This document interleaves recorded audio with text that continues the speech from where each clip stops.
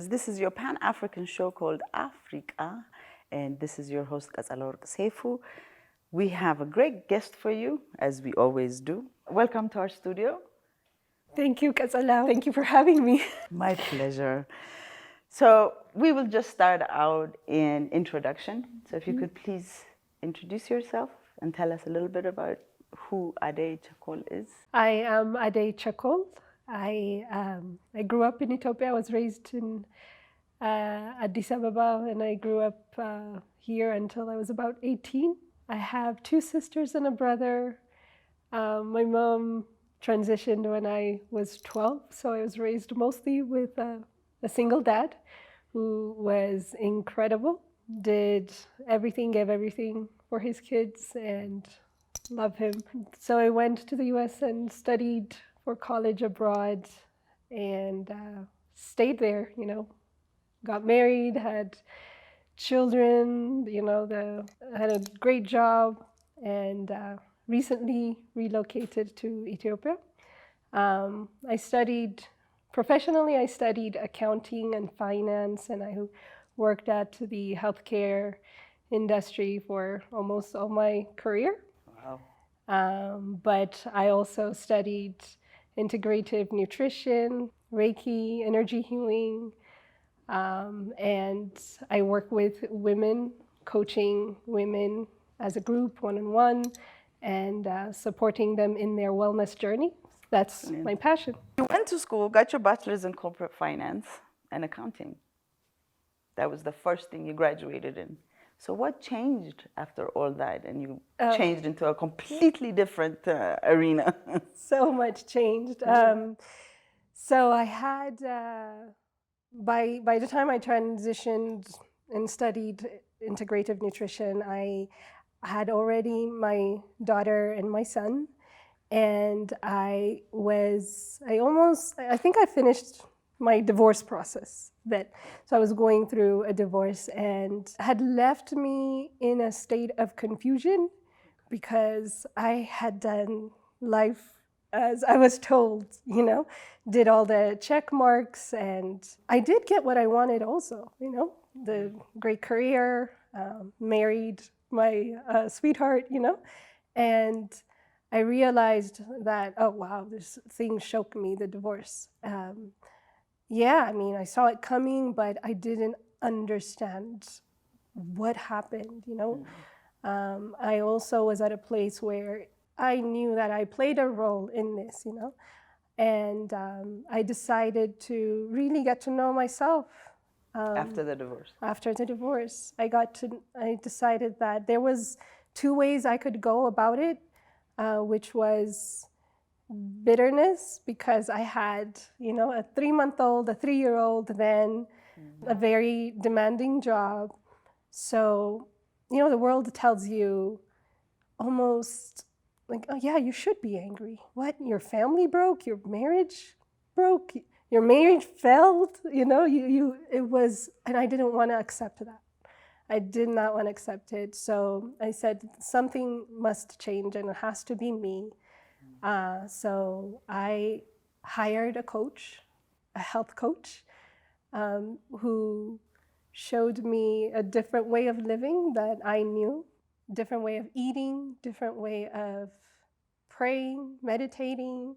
All these things were new to me. So she saw I did well. Within months, people were noticing, hey, you don't look so miserable anymore.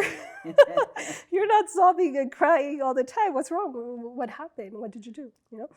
And I said, okay, this is working. So I decided to not only hire her as a coach, but enroll myself in the Institute for Integrative Nutrition in New York. And I did it for me, but it ended up being for more than you. Yes. What's interesting from what you just told me is you seeked a health coach. Most of us after divorce seek a psychologist. So I would like to know what made you choose the health coach as opposed to the psychologist. Initially, the first thing I did was go to therapy, talk therapy. And no matter how much I tried to convince myself that, okay, give it time, it wasn't working. And I quickly realized that I'm sitting here talking to someone who doesn't really know and understand my background. You know, I come from a very colorful culture where our marriage is different from the Western world. Our sense of community, our culture is different. And she will never really understand me. She's, you know, professional. She's taught a certain way to work with me. But I realized quickly that there was more than she could help me with. And it was, you know, spiritual. It was this sense of community that I really missed, especially from women, because I did, you know, lose my mother at a young age. And there was a big gap, you know, that she didn't teach me that I had to learn. And I could only learn it from within myself and from around people who are like me. I didn't hire an Ethiopian coach. She was not even an African coach, but she did help me get to know myself more or connect with myself more. Which is what was needed at that point. At that moment. Yes. Can you please tell us what drove you into the wellness world? Even though wellness should be one of our things we do on a daily basis. What led me to the wellness world is I realized that if I am not well, nothing else really, I can't do nothing. And I love my babies, you know. The moment I had them, I knew that everything else, anything that I do will affect them, will impact them. And as I was going through my divorce, I realized that I was just putting on so much weight. I was not taking care of myself. I wasn't sleeping. It was affecting my friendships and everything else. And it was affecting the way I parented my kids. So that was just a hard no for me. And once I enrolled in the integrative nutrition school, I learned that wellness is not just about going to the gym and looking fit. Wellness is not only just even yoga and doing practices. Wellness has to do with, can you sit with yourself and listen to the thoughts, the critics, you know, that are in your mind, and be able to say, okay, I can, you know, I sit with this and I accept myself. And it's, you know, I come from a different background, and it's okay if I feel upset right now, it's okay. If I feel angry right now, it's okay, because I have the tools to move through these. And when you are at a place of really knowing that you can take care of yourself, or yet you have the tools to take care of yourself or the resources, that is wellness for me. Wellness is really not about external. It's not about trying to get things externally. It's about, I am responsible for myself. My body can heal itself, you know, it's designed that way. Integrative wellness is looking at everything around you, your relationships, your job, what you eat, you know, what you watch on TV, what music you're listening to, the books you're reading. All of this is integrated into wellness. Even besides what we think of, it's Yes. what we actually put into our minds, our stomach, everything, actually. Everything. And the world around you, you just have to be careful, because it's not, everything's not meant for you. And if everything you're consuming is not just food, energetically, you're consuming, you have to know, is this well for me, for my body? It might be good for other people, but does it align with who I am? What are the 3 types of wellness? Mind, body, spirit comes to me right now. You know, if you have to categorize them Exactly. into 3, the mind is, I didn't understand the mind as I'm understanding it right now. It's so broad, it's so complicated. And it really is so powerful. It really shapes our lives. And, you know, it's the thoughts that are going on in our minds, how we think. And what we think, as children, most of the time we're taught what to think, not how to think, you know? So the mind is a whole, you know, world on its own that we really need to understand. It's shaping our life, our relationship, our behaviors, the patterns that we keep repeating, all comes from the mind and how we think. And the world feeds us so much information, especially now with social media. So we really need to be careful on what we're absorbing from that into, you know, our lives, into our bodies, and into our home, because it's energy. So that is one area of wellness. You know, the beautiful thing about the mind is it can change. You know, neuroplasticity, we can change it. So if we work on healing our mind, we can certainly do so. The other is the body, you know. Which holds the mind. Exactly, exactly. Even our body is made up in very individual way, right? Right now, there's so many diets, so many ways of eating. It's very confusing for people. It's like, can I eat this? Can I not eat this? But let's come back to ourselves, our body, and let's start listening to our body. Integrative wellness also teaches us that every human is different, right? We might look similar, but our body's made up in very, very unique way. So learning to understand, you know, why my skin is dry right now, or why am I having rashes all of a sudden, or why is my hair thinning out? Your body always communicates with you. So listening to that, coming into your body and being present, not looking elsewhere, this diet, you know, that diet. Also, listening to your body, meaning sometimes when we are going through different things, our body tells us by either gaining weight or losing weight. So it's good to listen to that. And the spirit. And the spirit, which we mostly don't listen to. The spirit, you're right. Yeah. So the spirit is coming, and what I was talking about earlier is like, are we okay by just sitting with ourselves? There's so much distractions in the world today. Everywhere you look, you're being distracted. But as humans, you know, we're more than what the mind keeps blabbering, chatting. It's only repeating what it's hearing externally. Right. But there's an inner voice inside of us that's very subtle, which waits for us to calm down and to be present. And when we are, it starts communicating with us. And that's our inner being. That's the spiritual wellness. When we come to that place, we really get to move beyond the materialistic part of life. And that's when we come to that place, that's when nothing else matters. And whatever we have, we're still at peace, we're still happy, because we have connected with that source within us that is always at peace.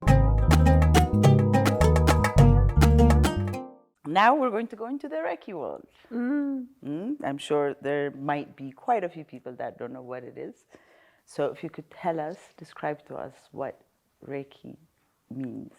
Okay, so Reiki means, in just layman terms, universal life force energy.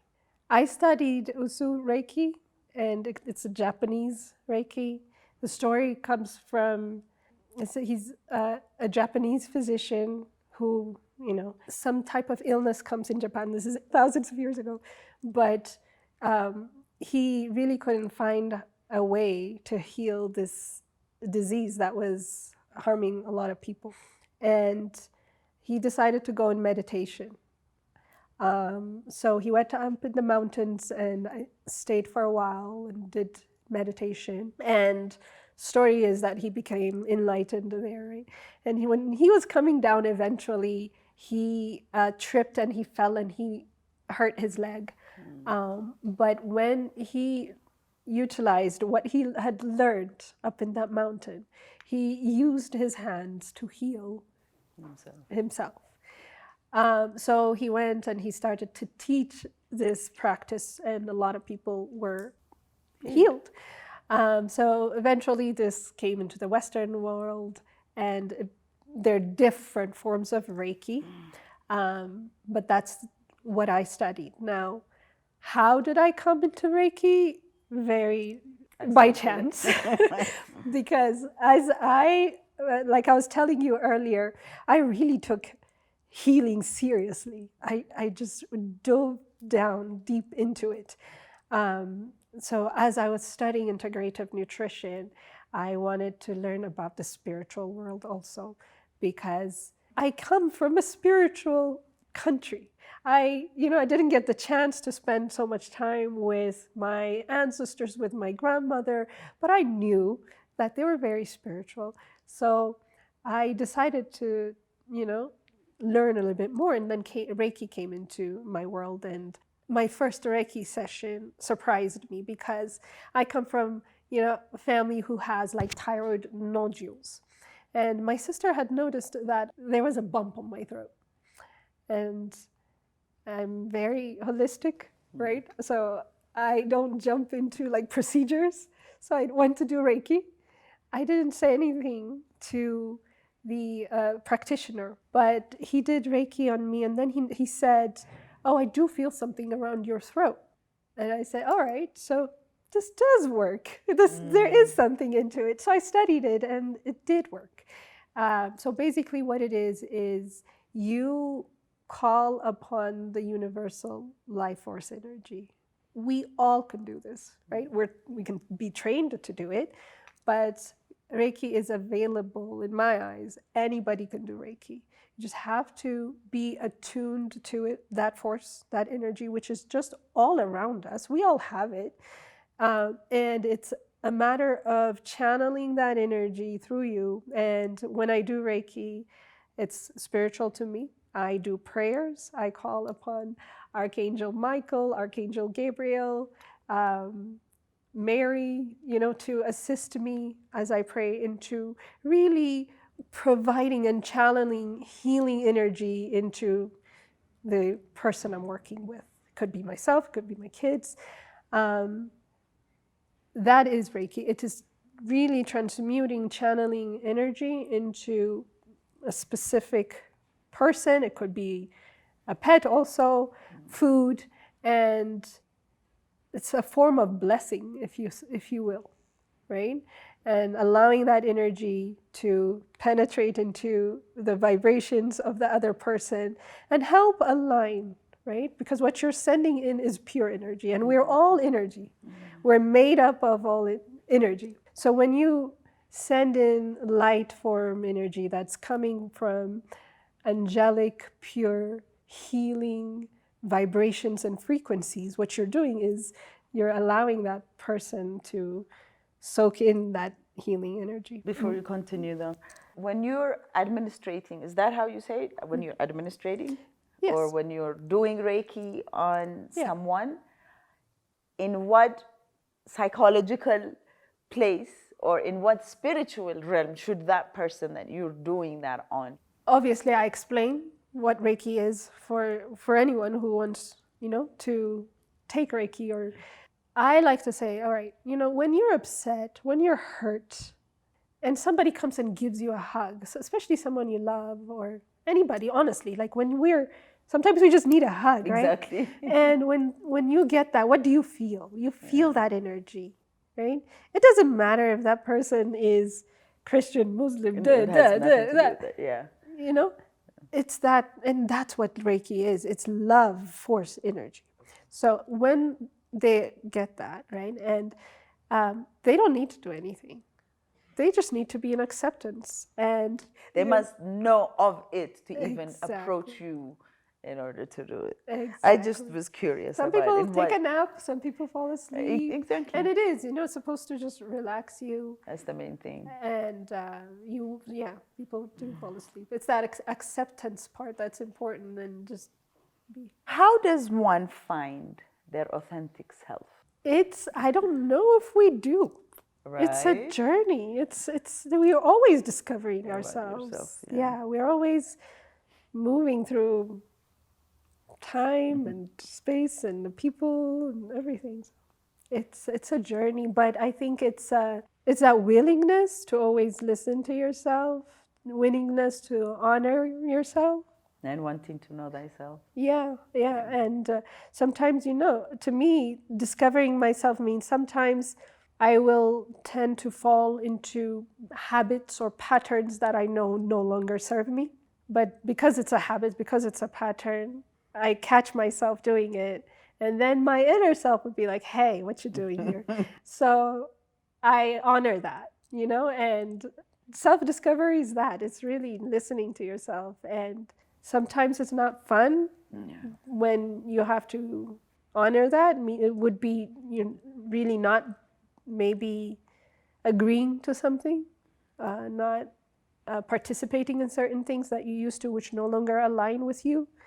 Maybe it could be letting go of relationships, not getting into relationships. So to me, self-awareness and discovery is really building continuous trust on yourself.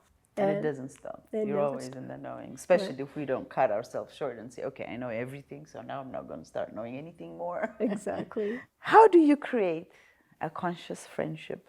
Beautiful question. First, you have to create it within yourself, right? You have to know for yourself. And then... And I think that's a very good point that we should make. With all the questions that I'm asking you, it's all really about self. Yes. Knowing self. All the time. Because you cannot have a conscious relationship with other people if you don't have it within yourself first. It's always going to come up. Yeah. Always. For anything that you do with other people, if you're just doing things to make other people happy, you get lost in the middle. And then eventually you're dissatisfied, you're resentful, and then you wonder why you keep repeating patterns. So it always comes to, having that. But conscious friendships do require effort, right? Effort. And work. A lot of work, a lot of authenticity, right? Like I said, this is where you being honest with yourself comes. People, I've noticed, appreciate you when you're very honest with yourself. When you're you. When you're you. And allowing that freedom for people also. I think this is something I developed as I healed myself. Allowing freedom for people to be, you don't necessarily have to have people always around you. I have conscious friendships all over the world. We don't necessarily have to see each other, right? But when we're together, are you really you with me? Like, can we have real deep conversations? And do you truly, want me to be happy? If not, then the authenticity part will dissipate and we cannot have that real conscious friendship. So that's why it's really hard. You have to keep working on yourself and say, oh, wow, I'm happy for her. If something beautiful happens to your friend.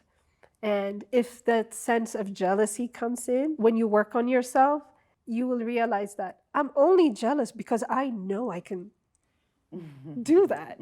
And I'm not allowing myself, Right. So it's always having these conversations with you and really surrounding yourself with people that celebrate you. And celebrate themselves. Absolutely. Because it goes both ways. And as women, we're so strong together and we're also strong in breaking each other down just as much. So we have to be very conscious of not doing that. Yes. And I know it's hard, But like you said, if we are confident in ourselves, then I don't have to bring you down. I should just be happy for whatever it is that you are trying to achieve. Because you're you, I'm me. I cannot do the same job you do the way you do it. I can do it the way I do it. Right. And we have to be accepting of that. Everybody is an individual and everybody has a place in the world. Exactly. We were put here for a reason, right? Exactly. We just have to find out why. We are extremely powerful, and like you said, our words are extremely, extremely powerful. We create nations, you know, with our words, and we have the same ability. We can destroy them. So, and we've been taught, especially with women, you know, because when we're together, every circle I held with women, they're like, what is this energy? It's so powerful. Can I take it home? It's because we're here authentically and it's so powerful. And, you know, I know that in the past, you know, this has been deliberately done to women. Our mindset have been tampered with. You know, we are so insecure because, you know, we look for so much external things. And when we come together, we heal that. So it does require a lot of effort. It does require a lot of generational, ancestral healing for us to really come to a place and be vulnerable and open with each other. Is it okay for me to say that you have reinvented your life? Could I say that? Pretty much. Right? Yeah. Because the next question is going to be that. How does one reinvent their life? Because you were on the right and then all of a sudden you made a left. And obviously that worked beautifully for you. Yeah. I mean, yeah, of course it's a journey. You know, there's a wilderness. I've been through highs and lows. I've experimented with different, you know, spirituality practices. I've lost faith. I've came back to faith. But yes, I did reinvent myself. But I feel like I came back full circle also. And I found myself back home in Ethiopia. You know, raising my kids like my mom raised me. It's beautiful. You know, it's a different type of reinvention. I feel like I felt like I was able to be free, experiment whatever I wanted to experiment with. And that meant that I was hurt, I got up, I fell, I climbed. You know, I did jobs that really put me in a box. I couldn't be as creative. I had terrible relationships. I've come out of terrible relationships. But eventually I have now, where I am right now is I'm happy today. I know what I need, you know, for me to be happy. I know what I need for me to be the type of mother I want to be for my kids. I'm open for all possibilities. But yes, I'm no longer confined, I guess, in my own mind. Yeah. You know, that's very interesting that I was so into the wellness part of your life that I apologize to my audience that I didn't ask you. You know, you came back home after a very long time and you just came, right? You just woke up one day and said, I'm taking my kids, I'm going home. And you came. I never asked you how that journey, how that transition actually was for you and your kids. So I'm taking you back. Sorry. That's okay. We're still, you know, we're still new. Only now, what, 9 months, 9 or 8 months? I know. It's still, you're still new. Still new. But doesn't. The transition was rocky in a way that I didn't expect it to be rocky, right? Why? Because I came back with a mindset of I was so hungry for my culture. And I was so excited to immerse my kids in it. Because what drove me out from, you know, I had a beautiful life over there, but it was over busy. I was too busy. I had a very, very demanding job, like I said. Kids, school, I'm a single parent. It's hard. And all on my own.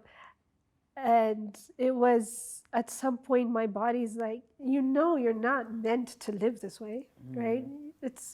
This construct is no longer working. It's no longer, you have to be present for your kids.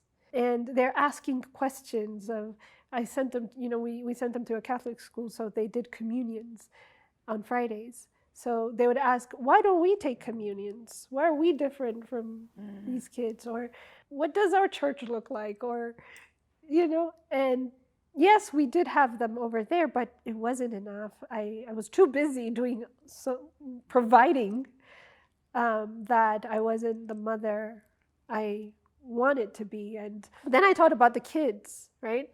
I'm not teaching them their language. I mix up here and there by myself. I need to learn myself. And at least I had the privilege of smelling the spices and the incense and, speaking the language, learning the culture of who I am. The community in itself. I did have that privilege. And I felt like I was kind of taking that away from them. So it was a quick decision, really. It didn't take me a year or so to plan. Thankfully, when God is and Spirit is aligned, things just happened, and they did. And we moved here. I did get certain questions of, really, why did you move here? Is it better? Yeah, for me it is. For me it's better. I understand that, things are different, but I can, at least my children could speak the language here. At least I can show them how I grew up, and they can make the decision later, whatever, they choose. Exactly. Yeah. Exactly. Welcome home. Thank you. Welcome home. Yeah, it's Thank you so much. It's nice. How do you uncover the power of faith through the laws of attraction? The way I understood it, the Western world kind of separates law of attraction from faith. It becomes more of thought-based, like you can really, anything you can think of, you can achieve, right? So that's what law of attraction says, think it in your mind, and then it will appear. I read the books, I studied it. I'm like, okay, but it just felt artificial. Until I combined it with my faith, it didn't make sense to me. So when I brought in the faith, I'm like, if my being within me and within you and within all of us, there's an inner being that is giving us life, that keeps our body, active, functioning. We're living and we're breathing, and the plants are here, and everything is alive because of this one life force, right? The creator, to me, that's God. So, and if that God is within me, then anything is possible. I can do anything. I can create anything. That's the thing, because even for law of attraction to work, you have to have faith in the law of the attraction, correct? That's it. So, right. Which in itself is having faith in the higher being. Because I am a creator. Everything is being created. I am part. There's nothing different from me and existence and how everything is created. I don't consider myself different from the plants and the trees. We're all nature. Exactly. And we all have our cycles. But for me, I manifest when I am myself. Because, a rose petal is a rose petal. A rose petal, if you put a rose petal in the right rose seed, in the right conditions, it will grow. It becomes this beautiful rose. Exactly. And if I plant myself in the right conditions, I can create. You can blossom. That's it. To me, that's law of attraction. Okay. What is the art of discomfort? Discomfort teaches us everything. To me, if I put my hand on a flame and it burns, that discomfort teaches me that. Never to do that. Don't do that again. Right? Or have the right precautions. To me, that's what it is. Discomfort comes in different ways in our lives. Right? It comes through people, comes through jobs, comes through our health. But why? What is it here to teach us about ourselves? Things just don't happen.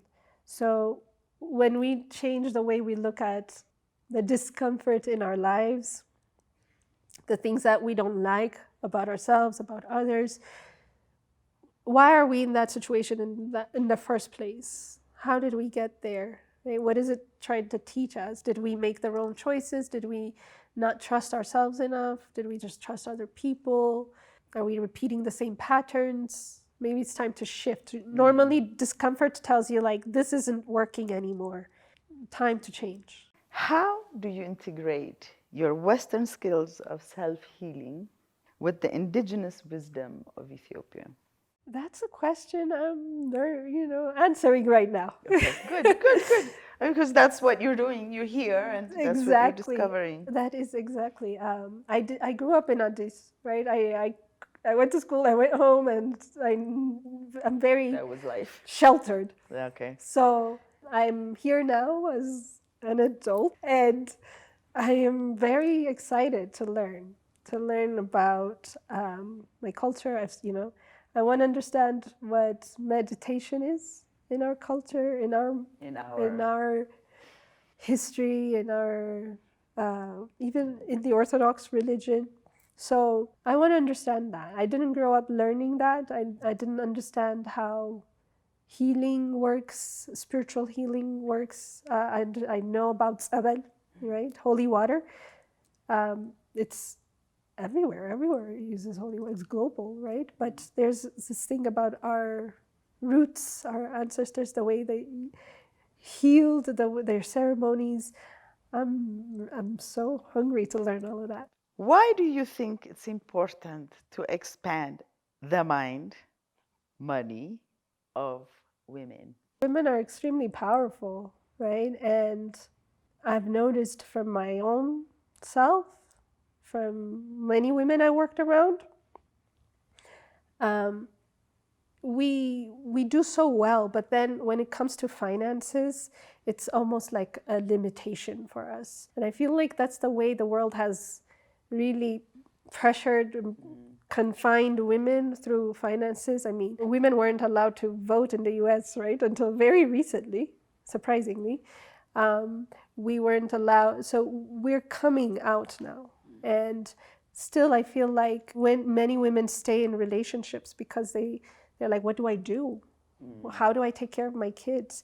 And they stay in relationships that really abuse them mentally and in every way, right? Emotionally and physically too. So it's important to understand for women that finances are really putting a blanket around their creativity. And more importantly, I feel like most of us try so hard to become financially successful in a world that's really not designed for the feminine or the way women think, the way women work.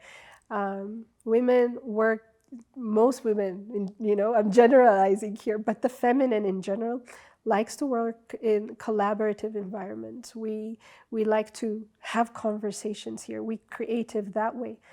We're mothers.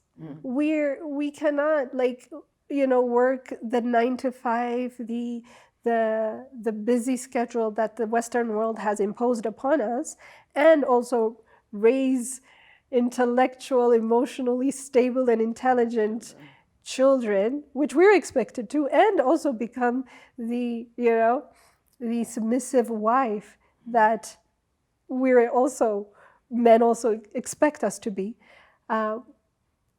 The thing is, we can't do all of that because the way we are taught to think goes against our biology, goes against who we are in nature. So what I mean by expanding our mind as feminine, leaders, entrepreneurs, is like, what I'm saying is, let's open up to a different way of becoming an entrepreneur with embodying our femininity in it, right? We can do that. So a different approach. It's a different approach. It's not just, let's not just look at how the current way the world is set up, because most of the time it's set up for men. Exactly. So we can expand and reach out in a different way that we can be equally and more successful financially and in every way. So this is my last question. If you could believe it, we just went down 17 questions. Whoa. I usually ask 10. What do you mean by your kitchen is more spiritual than you think? The kitchen is very spiritual. It's where you nourish yourself, right? And we all gather at the kitchen. I mean, mostly the US. Most people gather at the kitchen because it's where you make, where you nurture yourself, honestly, right? I didn't really understand that until embodying holistic wellness, honestly, because let's really look at our kitchen, most of us. What's in our kitchen? Right. You know?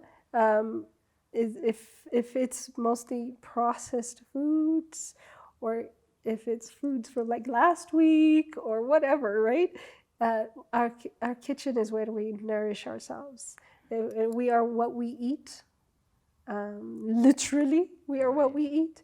So if it's filled with a lot of things that are materialistic of the world, let's bring in the herbs, let's bring in the fresh fruit, let's bring in the fresh vegetables, and let's put our hands and mix it there as well. Let's make our own things, no matter how small it is, because there is this one vitamin that most of us, I feel like, are lacking, and it's a vitamin of love. So let's add that vitamin of love in our kitchens. We cannot have a pill for that one. No, No, pill. sorry. Beautiful. So thank you so much for taking the time out to come to our studio and have this lovely conversation with us. And I would like to also one more time say welcome to Ethiopia. I hope you find and do all the things that your heart desires. And if there's anything you want to say. Thank you. Well, thank you so much for having me. It's a beautiful honor. So excited to be here.